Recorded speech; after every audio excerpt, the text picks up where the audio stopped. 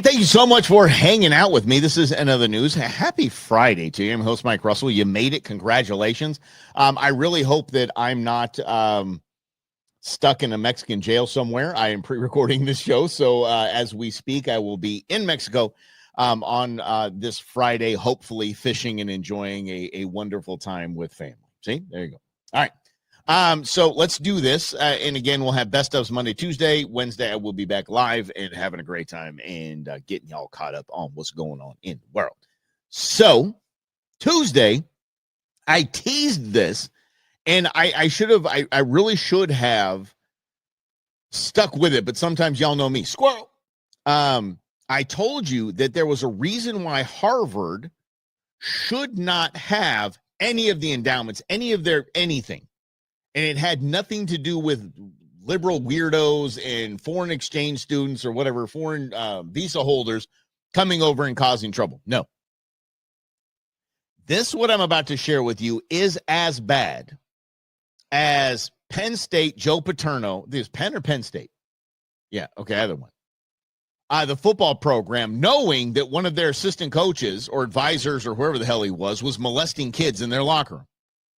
He knew that that was going on. Their football organization, their football program should have been just banned. Period. Done. Over. No way in hell these people ever have a football program again. Everyone should have been rung up. Nope.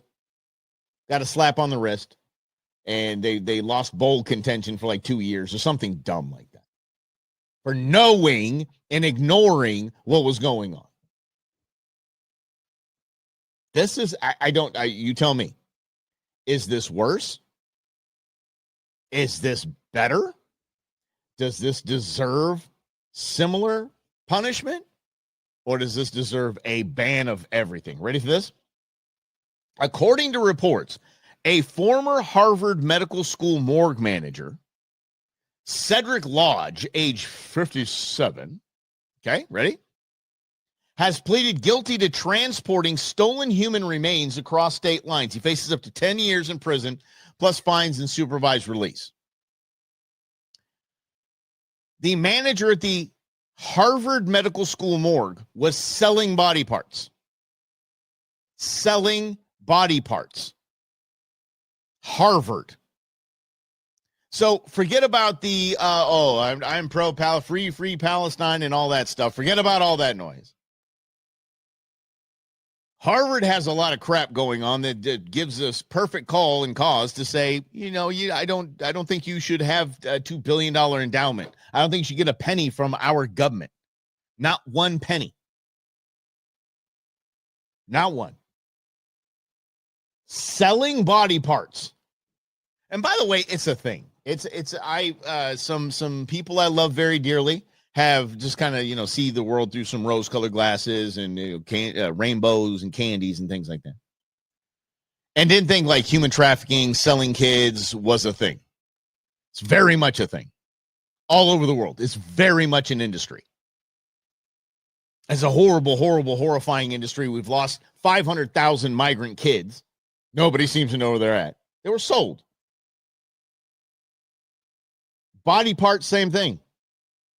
The abortion clinics, raw video. I have video evidence of managers of abortion clinics saying, "Yeah, I can get you a heart, I can get you this, I can get you a liver, I can get you a kidney, I can get you yeah. What do you need?" It's happening. It's disgusting. And the Harvard morgue manager, the medical school morgue manager, selling body parts. The hell buys body parts? Like, what are you gonna do? Sew a hand back? I don't get it. I don't get it at all. I seriously do not understand. But I know that's disgusting. And old Cedric won't get out of jail until he's about 67 years old. So that's good. Yesterday we were talking about the whole male, female, trans, not trans, transphobe, xphobe, this and that. And again, we are celebrating that William Thomas, some people call him Leah Thomas, will not be able to try out for the women's swim team for the Olympics. So we're going to celebrate that. Jordan Peterson, who I haven't played on this show very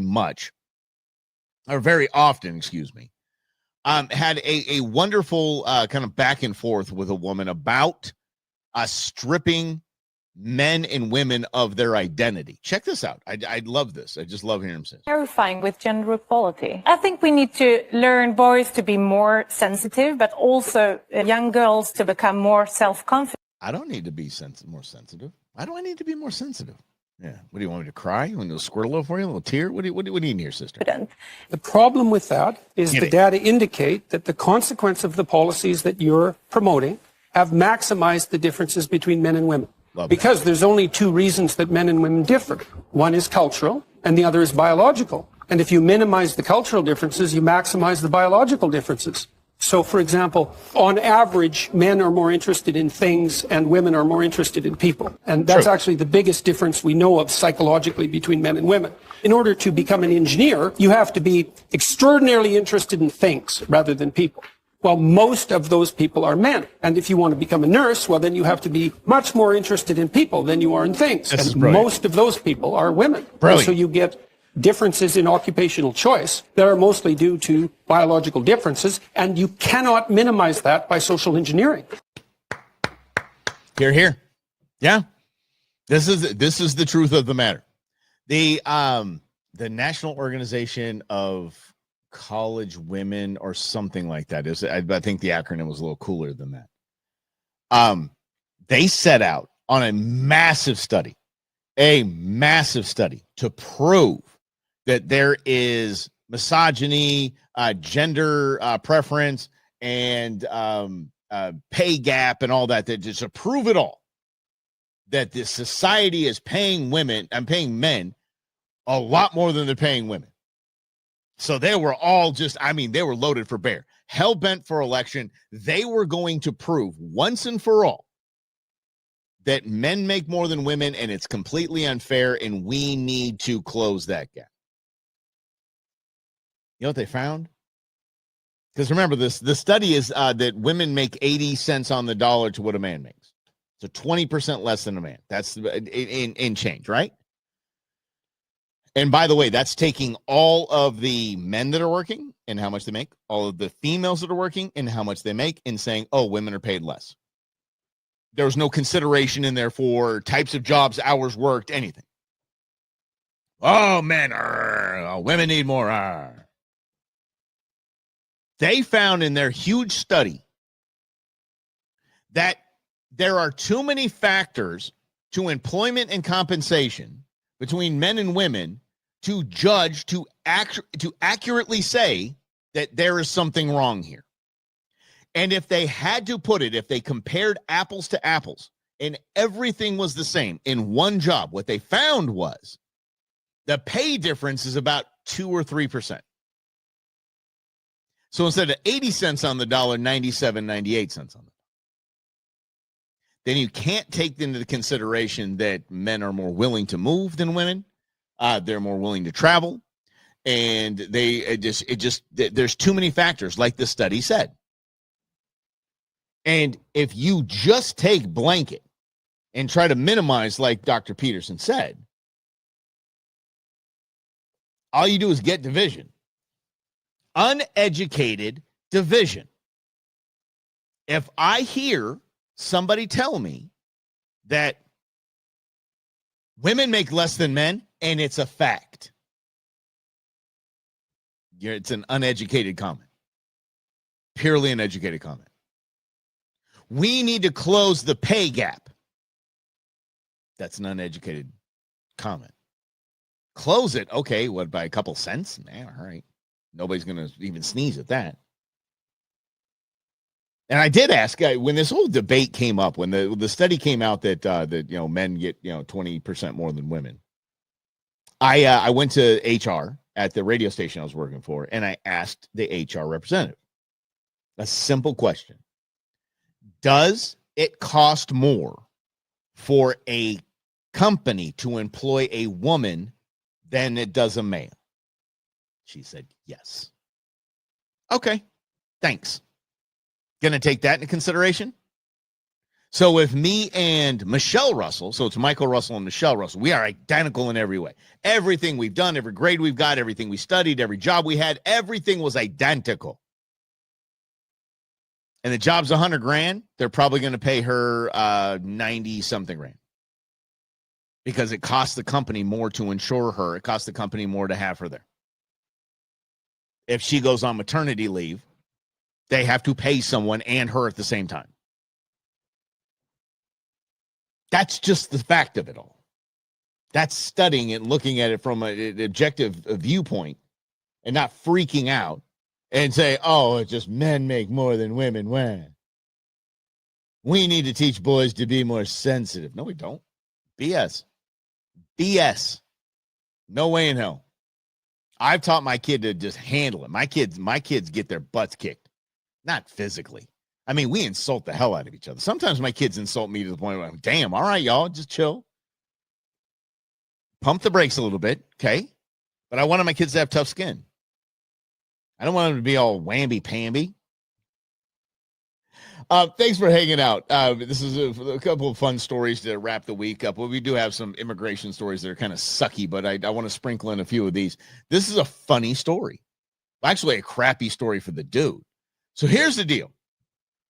A man has lost. He lives in Newport, Wales. Okay? And we've done this before. I think all of us do this. You've accidentally thrown things away. I threw my wallet away with a bag of McDonald's when I was in high school. And we were on vacation too, so I had my money I was working to, like $100 in there. And I mean, back then, this was some damn dough that I was working with. I was like, hell yeah. And a girlfriend was like, hey, why don't we go on a little scooter ride? That kind of stuff, right? Threw the damn wallet away. And they put it in the trash, and the trash man came and it's gone. That wallet is gone. And so it just is what it is. This guy threw a hard drive away. Did the hard drive have some naughty pictures on it? Did it have some top secret information on it? No, it had Bitcoin on it. 8,000 Bitcoins. 8,000 Bitcoins. Now you think, oh, that's pretty. I think that's a lot of money, right? $900 million. 900. He threw a hard drive away that had his whatever the crypto key thing is on it, so he cannot access his $900 million. So he said, I need to go to court and I need permission to go into a landfill and I need to find my I will go through piece by piece. I do not care how long it takes. I need to find my hard drive. Years of legal attempts. Nope. They're not going to allow you to do that. I mean, what a bunch of a-holes that live in Wales, right? I mean, really? Dude, let the guy go find his damn hard drive. So what he did was, this is what I love. This is so cool. He called a investment firm and he said, I need money to buy the landfill. He has now secured the money to buy the entire landfill. Because, I mean, it's $900 million. So you tell a company, I need $50 million or whatever to buy a landfill. I'm going to double your money and give you $100 million. But I need to buy the landfill to get my hard drive. He's going to purchase the landfill to look for his hard drive that has $900 million of Bitcoin in it. Now, where is that line? Because I would even say 50 million. Hell yeah. Hell yeah, I would do something like this. I would be picking through every poop bag, diaper, old food, anything, don't care. Dealing with the bugs, the rats, snakes, don't care. For 50 million? Oh, hell yeah, I'm all in. I am all in. This dude is buying the land. So he lost his hard drive, buying the landfill because they wouldn't let him in Newport, Wales. They would not let him go and get his stuff. But what if he did get his stuff, though? Okay, so if it's just $900 million, and say the guy's like, oh, hell yeah, I'm moving to America. Coming to America. Yeah. Is that the song? That's Living in America.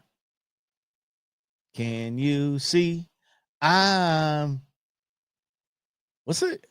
Eddie Murphy movie. What am I? Coming to America. Yeah. I just had the tone wrong. And the tone and everything wrong. Words, whole nine. I screwed the whole thing up. Anyway, getting back to this. Let's say you wanted to come to America and live in California. The land of milk and honey. That's right. And yeah, never mind. Brock Purdy. Brock Purdy is the San Francisco 49ers quarterback. I want to show you what happens if you live in California and you make money. They steal it from you. And I'm not talking about thieves. I'm talking about the government, which is thieves. You ready for this? Because I didn't believe it. My buddy calls me every year and tells me he lives in Huntington Beach, and he's a very successful man. And he has a solid job, I would say. He pays 51% in taxes. 51. He said, Michael, this is how much I made. This is how much I paid in federal and state taxes and all the other damn fees, the payroll taxes and all this. Yeah, everything. 51%. Let's get back to Brock Purdy. So this just goes down. Brock Purdy signed a contract for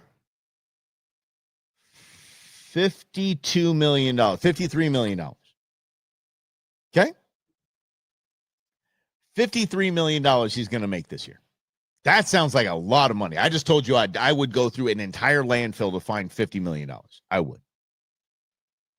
Here's the breakdown for this. This is absolutely wild to me. Ready? Federal income tax on $53 million is $19.5 million. The rich need to pay their fair share. Oh, shove it. California state tax. Ready for this? On $53 million, $7.529 million. The rich need to pay their fair share. Brock Purdy, federal payroll taxes. Okay, so we have income tax. Now we have federal payroll taxes, $1.254 million. California SDI tax, $1,600. That's a bargain. Total taxes Brock Purdy's going to pay, $28,352,731. Now, don't cry for him, Argentina. He is going to walk away with $24,647,269. Then he pays his manager 5% of that. Pays his agent 5% of that. Look, $50 million contract. Like, whoa. I want to Shohei when he gets his $680 million. That's gonna be fun to watch. He better move. Better not be living in California. You better not be living in California. Holy crap. But this comes down to it with this whole the rich need to pay their fair share. If you take all of the money, which is what they're trying to do here, if you take all of the money of rich people, let's just say billionaires, all of the billionaires in the country, you take all of their money, all of their assets, all of their stocks, all of their land, all of their houses, all of their clothes, all of their jewelry, all of their cars, all of their boats, you take it all. It'll fund the government for 17 days. That's a fact. Rich need to pay their fair share. Shut up. It's not even a, I don't know. It's not even a rational thought. It's not a mature thought. Okay. But oh my gosh, that next story just popped up like it was a damn party favor.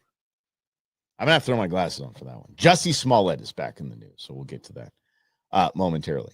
Here's what you haven't heard a lot of, at least I haven't heard a lot of, is what's going on with the Panama Canal. Panama Canal was just Carter gave it away. China's taken over, and they're jacking with us. They're taking advantage. They're stealing from the United States. Not only is this Panama resident agreeing that the United States is getting completely hosed in this, there's a shootout going on behind them, and they're not even flinching. This might be the craziest video you see this week. Check it out. You're talking about corruption here in Panama. What kind of corruption are you guys seeing here? We have very different corruption. Like in the government, we have corruption in like the canal administration. That kid isn't even, the kid being interviewed is not even like pop, pop, pop. He's not even looking over. He's like, yeah, another shootout. A lot of bribes. And do you think the United States is getting ripped off by Panama? Yeah, I personally know engineers that work on the canal. And since the 2000 to 2025, the tariffs for the ships has been like multiplied by 8. And it's very high. And they are like charging like 8 times the amount of money that they should charge for the barks, for the ships. Just for the United States? Just for the U.S., yeah. And for other countries, it's like 5 times, 3 times, but for the U.S., it's like 8 times. I think Trump has a point. Wow, so you're saying the United States is paying 8 times as much? They should be paying like maybe twice. And the other countries are only getting charged 5 times as much? Yeah. Wow. So the people that are saying that the United States is not getting ripped off, they are lying? They are lying, yep. Usually they are like puppets from like the media and stuff like that. But they are being ripped off. They are being like charged 8 times. And how do you personally know that the United States is getting charged more than other ships? Oh, I personally know engineers that have told me that. And also the money that is coming in is about $8 billion a year.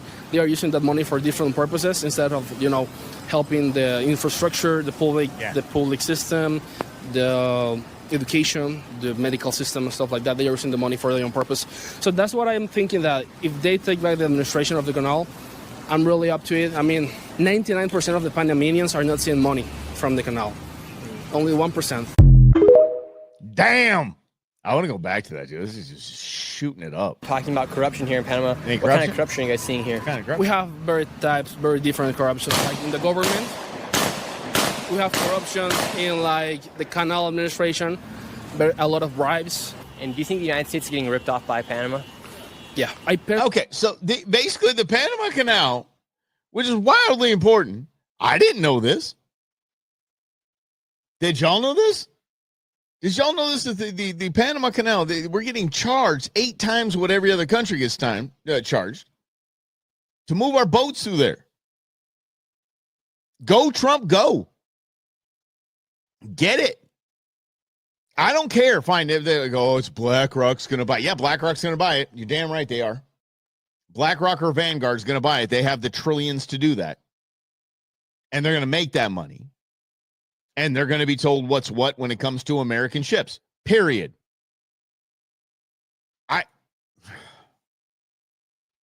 The things, and we talked about this on Tuesday, the things that we are learning are absolutely blinding. Sorry, my eyes are itching like crazy. I don't know what the heck happened. I rubbed them. I said, man, maybe something for lunch. Holy cow. Sorry. Look like I'm stoned out of my tree here.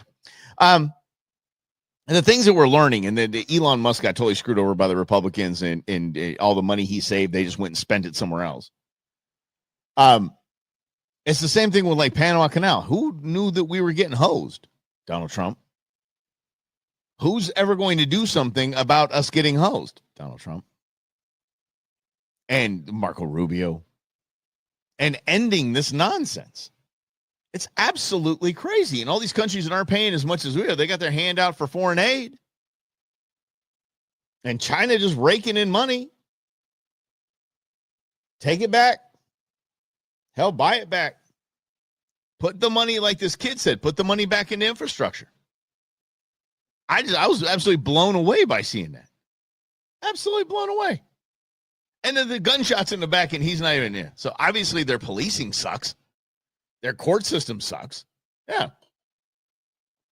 All right. Well, Panama. Panama. Yeah. Hold on.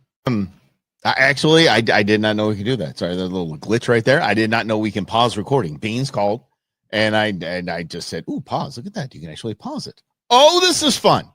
What a great time to be alive, I tell you. So I think I was singing Panama. I think that's where we were in that one. Yeah, buy the damn thing. Let's go. I don't care if it's BlackRock. I don't care if it's named the most. I don't care if it's the evil empire from Star Wars. Buy it and stop charging us all of this. It's just, God, why? Dude, back in 88, Donald Trump was talking about this. See, we're getting ripped off by everyone. Everyone's ripping us off. It's all because politicians are all in the take, and they're all getting kickbacks. It's ridiculous. It's totally ridiculous. All right, let's get that off here so I don't play it again, because this one. Let's go to Immigración, shall we? Immigration. Let's start with I'm rolling my R's, not because I'm only in Mexico, but it is the reporter on this thing, man. She hits the accent. Just listen to this. Breaking news. Federal agents arrest 2 men for a mass shooting in Chicago. One of those arrests happening on the East Coast. Our Suzanne Lomagno joins us now live from the newsroom with the breaking details. Suzanne? Joe, Erica, it was a crime that shocked the Chicago Lawn neighborhood. Gunfire killed 3 people and injured 5 others at a birthday party inside a house there. Now, 5 months later, immigration authorities say they captured 2 gunmen. Red crime tape and blue police lights take over a normally quiet residential block. It's a devastating tragedy that happened. The alderwoman speaking for the community as a whole at the time. There were just people who weren't used to that in that community and were really upset by the event. And now today, Pastor Donovan Price reacting to the news that these 2 men have been arrested by U.S. Immigration and Customs Enforcement. It's good for the city. It's good for the morale. No, it isn't. Of the city to see that you're a sanctuary city. Hell no, it's not good for. No, it isn't. Dude, stop it. Don't talk about it's good for the morale. Oh yeah, they caught some after 5 people were shot, 2 were killed. Oh yeah, everything's fine. Or 3 were killed. Oh yeah, this is good for the morale. They caught these guys because we're a sanctuary city. You know what's good for morale? Stop being a sanctuary city. You know what's good for morale? Stop having a money-grubbing, self-enriching, socialist, progressive idiot as a mayor. Maybe you try that. That's good for morale, not this. By the way, the mayor's wife had an $85,000 remodel of her office, taxpayer funded. This is not good for morale that they caught 2 illegal immigrants that are being harbored by your town that killed people. Now they say at a birthday party. It just gets your mind's eye thinking of like a kid's birthday party and stuff like that. It was an adult birthday party. But I mean, it's good for morale. This is such a good thing. No, it's not. Fix your city. That tragic events like this in particular can come to a close, can be solved. Can come to a close. On the left, people are dead. Edward Martinez Cermeño, picked up in January in Schaumburg. On the right, Ricardo Granadillo Padilla. I told you, I wouldn't listen. I told you she would nail that accent. I told you this. Arrested in February in North Carolina. ICE says both were shooters at the Chicago Lawn House party, and both are Venezuelan nationals that entered the country illegally. Shocking. ICE is also showing off this collection of weapons and... Son of a... Hold on. Wait, hold on. Took a minute here. Wait, here we go. Oh, and drugs seized from Granadillo Padilla's home in Chicago. Sexy.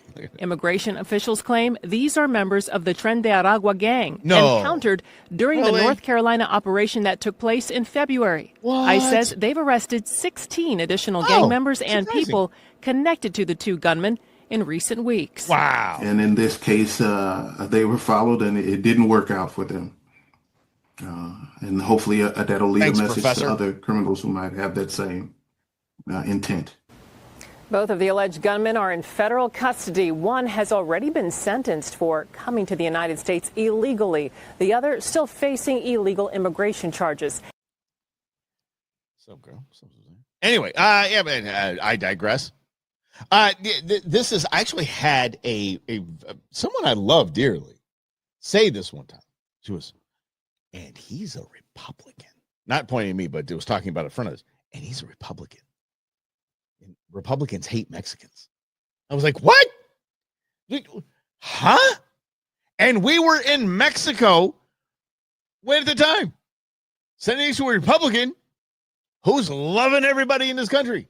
Oh, yeah, hate Mexico. Come on. Dear God. We hate these assholes.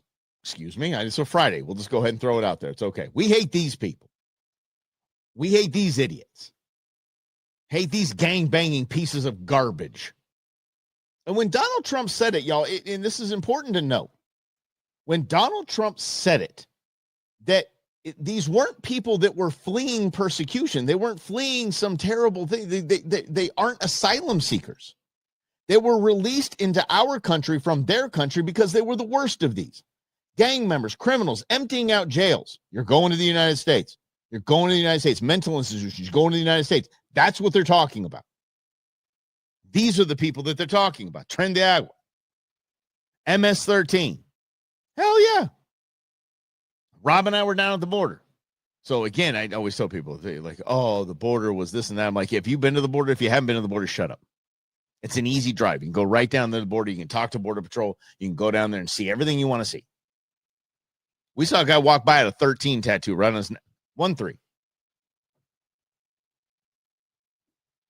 Walked right up to the green and white, checked himself in, said, all right, go ahead and process me, man. I'm here. I got a ticket. They asked him where he's going. He says, going to Orlando. There's a whole group of them that were going to Orlando. Someone's going to the one lady was the funniest thing. She was the one yelling at Border Patrol that they weren't working fast enough. She had to get to Sky Harbor for her flight to New York. But these are the people that were being taken in. These are the people that were being allowed in by the Biden administration. These were the people. Now, if you're an illegal migrant, and I'm just sorry, whatever. If you're an illegal, and you commit a crime in with a vehicle, drinking and driving and swerving and killing people, that's not really a crime. Not kidding. You ready for this? Let's go to Seattle, shall we? In the dark, early morning hours of May 2nd, 2024, a series of unfortunate circumstances. A series of unfortunate circumstances. This is rad. I can guarantee you right now, I could bet my kids, I can bet this house, she did not vote for Trump. Collided in one of the darkest stretches of I-5. And that coming together of these unfortunate circumstances. Holy crap. This is real. This is happening. Led to a tragic accident. Tragic. We had a blacked out SUV parked on the side of the road, giving no warning. Their fault. To any other driver on the road that night of its presence. That's their fault. Yeah. We had a black SUV traveling above the posted speed limit. Drunk. And we had a white van being driven by a sleep-deprived and inexperienced driver who forgot to turn on his headlights. Right.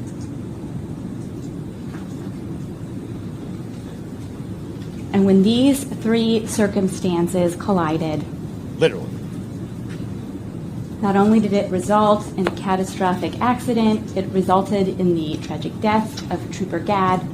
Oh, a cop. But it is not a crime. Not a crime. Not all car accidents are crimes. Not a crime. Not a crime to be here illegally and drunk. Nope. Not a crime at all. Holy hell. Really? This is it. God, this is where we've come.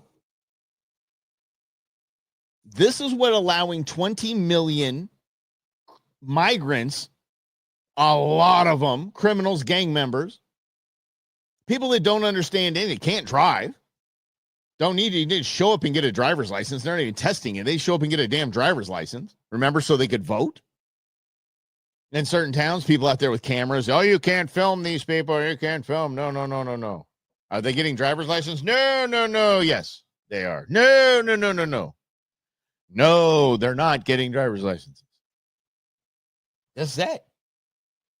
This is what this becomes. People getting shot up at birthday parties, and then this lady, this drunk driver killing a cop, and it's not a crime. It's not a crime. It's just a dark stretch of I-5. Trippy, too, if you guys have ever been to Seattle. Grizz, I know you've been to Seattle a bunch. Everybody drives the speed limit on the freeways. It's a trip. If it's 55, man, everybody's going 55. They're going 56. They're not going 54. They're going 55. It's nuts on those floating bridges. It's crazy. I love Seattle. Before it went crazy, like with the Chaz and all that, the Chop, what they call that thing? Oh, their own little city. Before that happened, it was a cool town. I really, really enjoyed Seattle. And I probably would enjoy Seattle if I went back. I really would. I'm sure there's parts you can go to that's like, okay, this is very Seattle. Yeah. And I remember I really wanted to go there because I was a big fan of Cheers and I was a big fan of Frasier.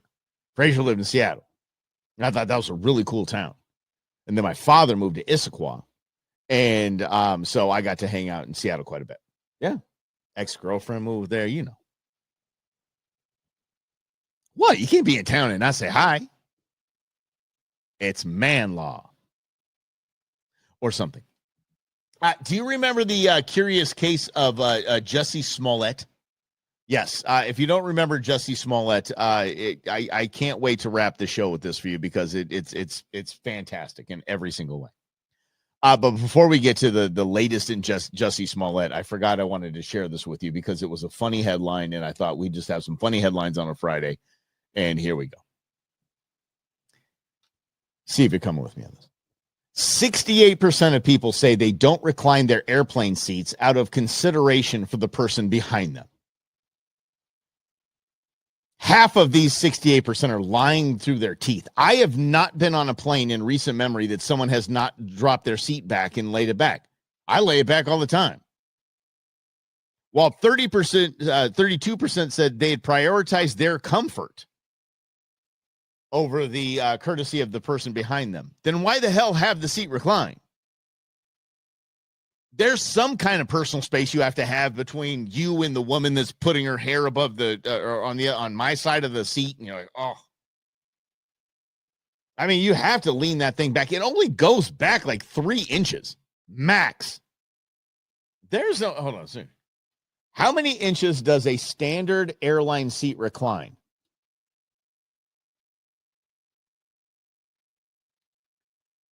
What? Standard width of an airplane. Oh, the standard width of an airplane seat. The pitch. They're 32 inches wide. I guess that's what I just learned. Anyway, no way in hell 68% of people don't do it. There's no way. No way. Next time you're on an airplane, just look around. Everyone's got their seat reclined.